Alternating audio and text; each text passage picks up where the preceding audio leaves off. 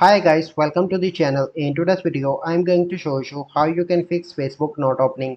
So before getting into this video, must subscribe to our YouTube channel and click on the bell icon. So the first step you simply need to do is to open Play Store and you need to update your Facebook application by clicking here, update.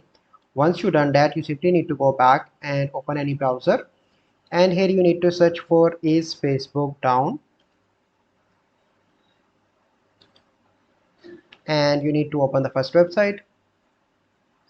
So here you can see that there is no issue here, but if you see a large spike here, so it means that your Facebook is currently down and the Facebook team is working on that to fix that issue.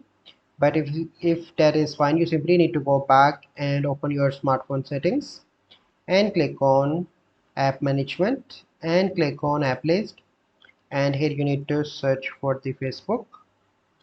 Click on that and click on storage and cache.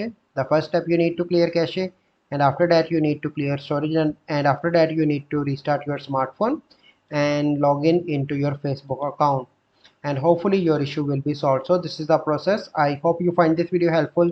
If you find this video helpful, must like this video, subscribe to our YouTube channel for future videos. We'll see you in the next video. Thank you. Have a good day.